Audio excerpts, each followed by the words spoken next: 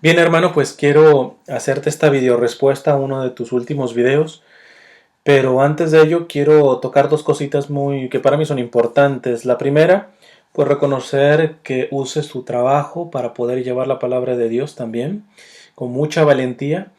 Tan eso que celebro y ojalá podamos tener una entrevista si es que la accedes, si quieres hacerla, sobre el tema acerca del dinero, porque me dio gusto encontrar dentro de un hermano evangélico o protestante esta visión acerca de la sobriedad que uno se tiene que manejar a la hora de evangelizar con el aspecto del dinero.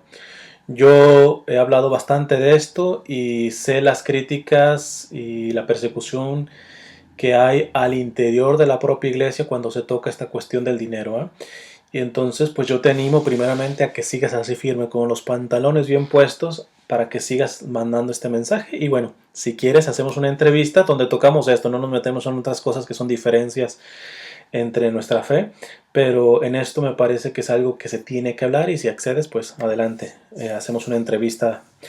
Lo segundo es darme la grata sorpresa de que tú eras aquel niño que tu papá mago hacía como si fuera un títere, ¿verdad?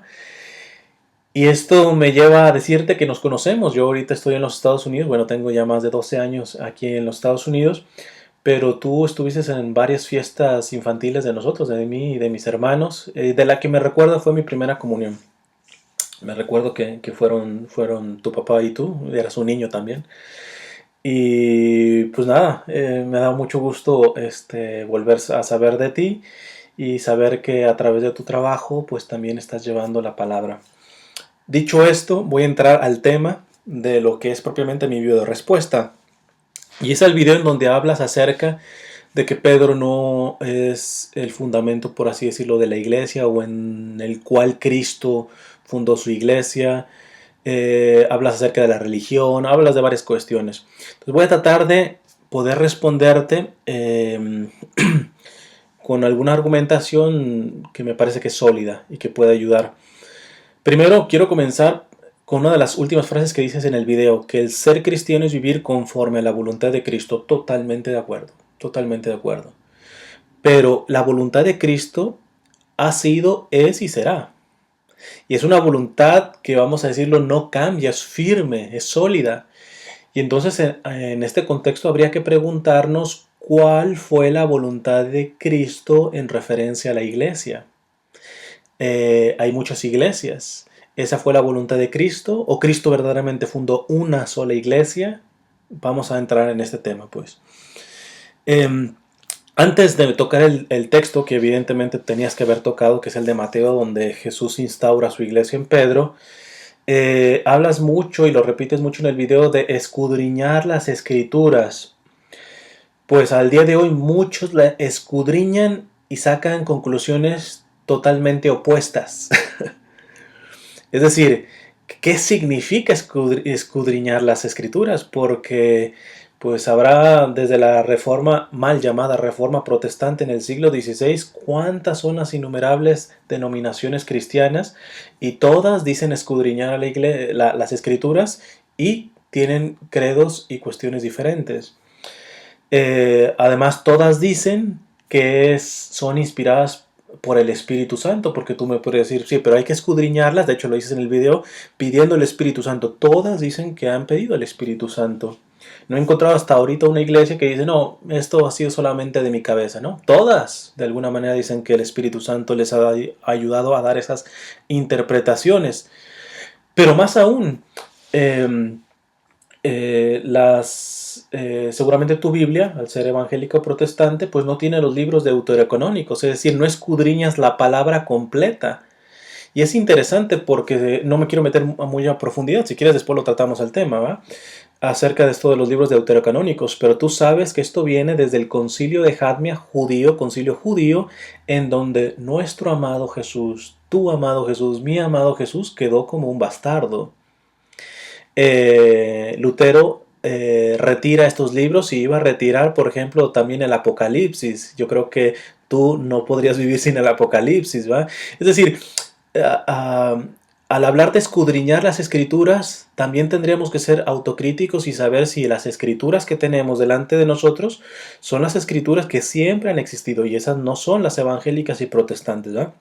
El Antiguo Testamento, llamado así en nuestras Biblias, que tenía San Pablo, que tenía nuestro propio Señor, tenían los libros deuterocanónicos, libros que no tienen pues tu Biblia evangélica. Por lo tanto, ahí hay un problema, porque si vamos a escudriñar, pues yo diría que hay que escudriñar de la Biblia completa. Eh, Además, que al escudriñar, evidentemente, al un solo versículo se le puede dar cantidad de interpretaciones. Aquí estamos corriendo con la pregunta, ¿cuál es el principio de autoridad? ¿Quién tiene el principio de autoridad sobre la interpretación objetiva de la Biblia, de la Sagrada Escritura? Porque si no existe ese principio, ponemos en mucho riesgo de que la misma Biblia sea palabra de Dios.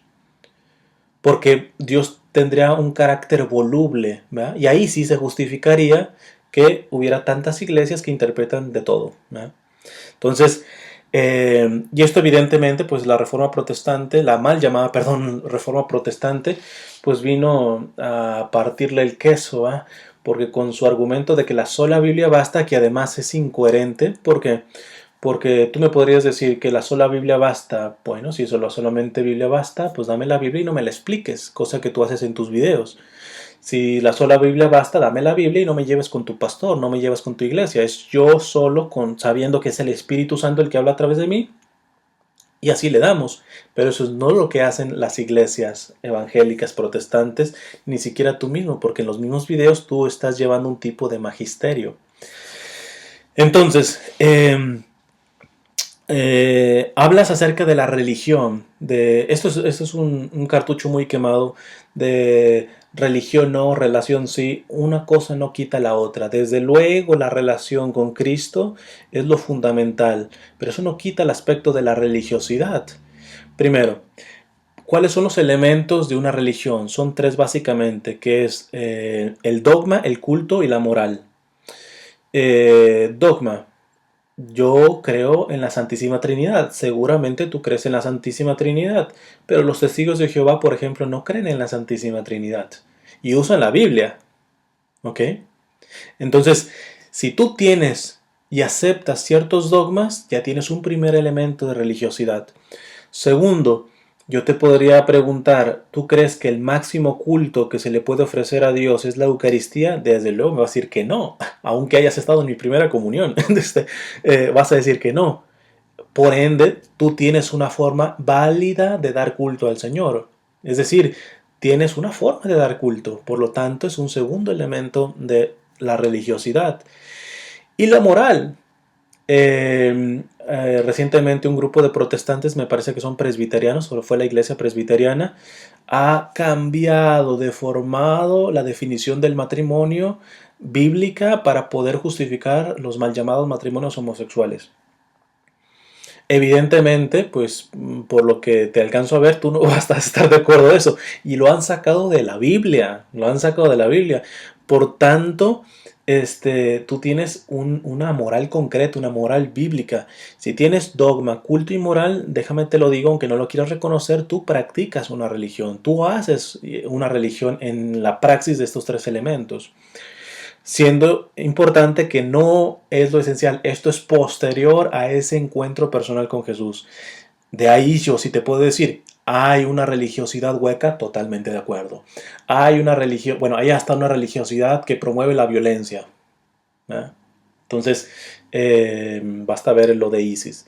Entonces, pero es una falsa religiosidad, es una distorsión de la religiosidad, pero no por eso vamos a negar que la religión fuera como si fuera algo totalmente aparte de lo que ha querido nuestro Señor. Y aquí vamos a entrar entonces al texto de Mateo. Eh, Vamos a encontrar algunas pruebas de que Cristo fundó sobre Pedro su iglesia. Primero, Pedro no se llamaba Pedro, se llama Simón. Y si tú te metes en el aspecto bíblico vas a reconocer que cuando Dios cambia el nombre, está anunciando una misión a esa persona.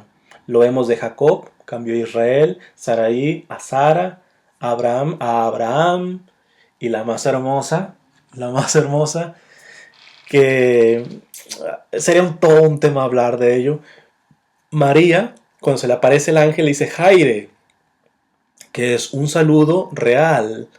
Automáticamente después del Jaire, del salve, bueno, está mal traducido el salve, pero es Jaire en griego, tenía que venir el nombre, y no dice el nombre María, sino le dice Quejaritomene, la Quejaritomene, la llena de gracia. Ese es el nuevo nombre de María, la Quejaritomene, es un nombre. Entonces, y anuncia después que va a ser la madre del Señor, etc. La misión concreta. No puede ser posible que Jesús le haya cambiado el nombre a Pedro y después él se haya autorreferido de que era la piedra, etc. Y todo lo demás, la misión, solamente compete a Jesús. No tiene sentido. Dios, siempre que cambia el nombre, declara la misión. Segundo, hay un contexto literario. Tú lo mencionas, que la coma, etcétera. Me parece que aquí te va a salir el tiro por la culata, porque si nos metemos no solamente al aspecto de la coma, sino nos metemos realmente al texto, y especialmente en griego, va a salir una realidad muy diferente. Primero, un contexto. El pronombre de la segunda persona del singular se menciona más de 7 veces, no, si es como 6, 7, bueno, ahorita las contamos, 6 o 7 veces, en 3 versículos. Ejemplo, voy a tocar solamente donde lo menciona. Bienaventurado eres tú, Simón, y también te digo a ti que tú eres Pedro, y a ti te daré las llaves del reino de los cielos. Todo lo que tú atares en la tierra será atado en el cielo. Todo lo que tú desataras en la tierra será desatado en el cielo. Estás hablando de tú, ti, tú, ti, tú. Entonces, que me vengas a decir que Jesús le dijo, y tú eres Pedro, y después coma, y Jesús haya dicho, y sobre esta piedra yo edificaré mi iglesia, en el contexto lingüístico, solamente en el contexto de cómo está escrito, no tiene sentido. Ve cuántas veces Jesús se dice tú, ti, para ti, tú, ti, ta, ta, ta. Entonces, pero además hay un aspecto básico, que es cuando Jesús dice, y sobre esta piedra edificaré mi iglesia, está usando un adjetivo demostrativo. Ahora, si él hubiera querido decir que en él fundaba esa iglesia, no tendría que usar la conjunción y, sino pero, por ejemplo. Tendría que ser más o menos, y tú eres Pedro, pero sobre esta piedra, es decir, él, pero sobre esta piedra edificaré mi iglesia. Pero si te vas al griego, él no usa el pero, él usa, de hecho el término en griego es kai, y es una conjunción que une el sentido de las dos frases. Y tú eres Pedro, y sobre esta piedra, que Pedro significa piedra, sobre esta piedra edificaré mi iglesia. Entonces, también a nivel lingüístico no entra la cuestión. Menciona la cuestión de las llaves. Evidentemente, el significado de las llaves tiene un sentido de propiedad. Si tengo las llaves de mi carro, o el día que me entregan las llaves de mi nuevo carro, pues me están diciendo que es propiedad mía de alguna manera.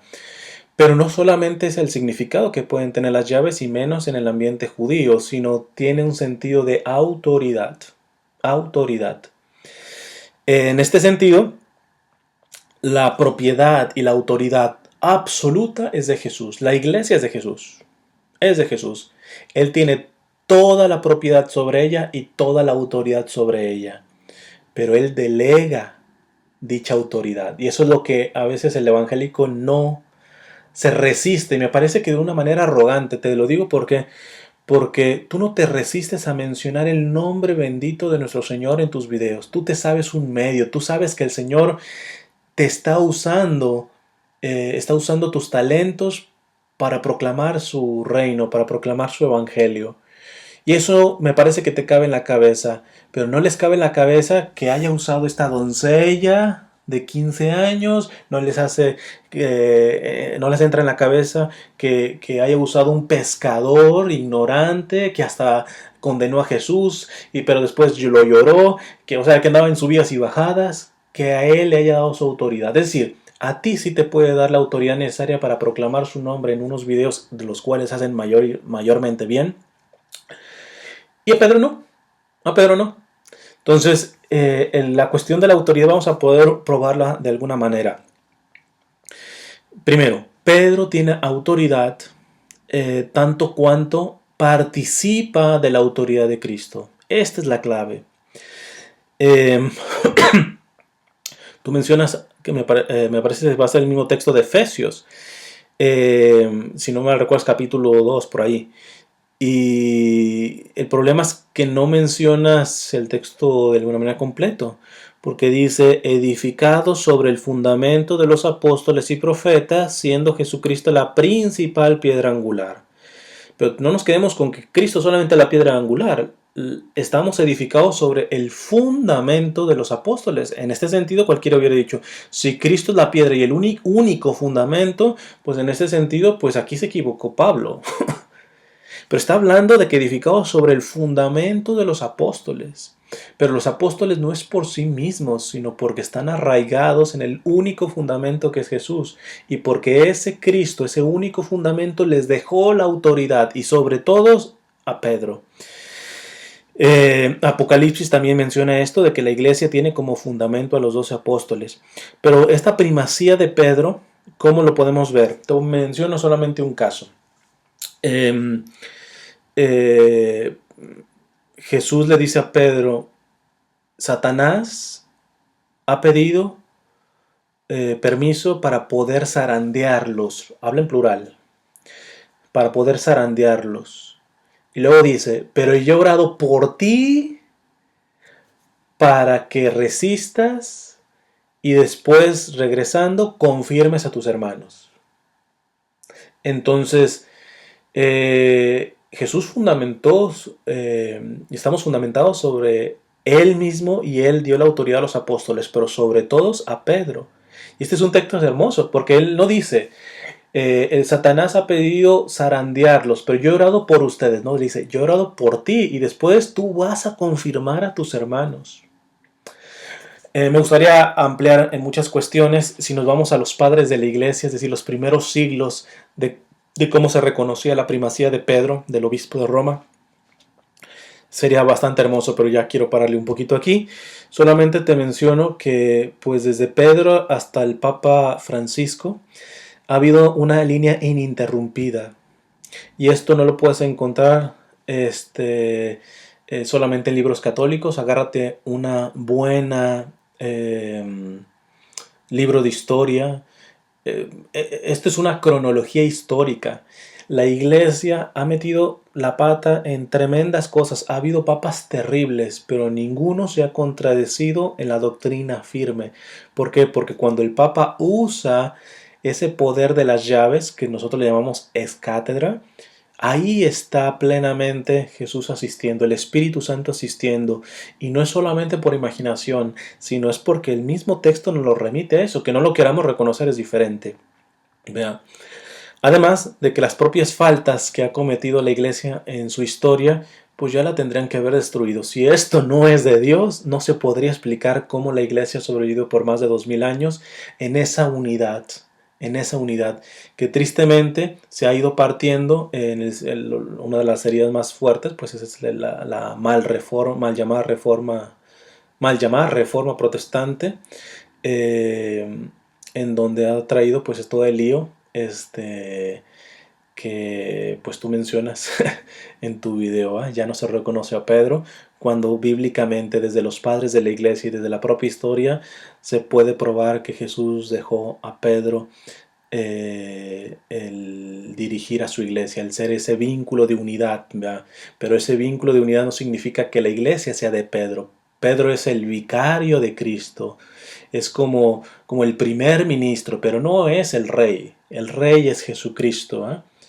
Si no queremos reconocer lo que el rey le da un cargo a una persona, pues peleémonos con el rey, pero él ha querido poner a Pedro y ha querido poner a los apóstoles como fundamento de su única iglesia, la iglesia católica, que por si hay alguno que dice, pero ¿dónde dice iglesia católica? Católica significa universal, ¿verdad?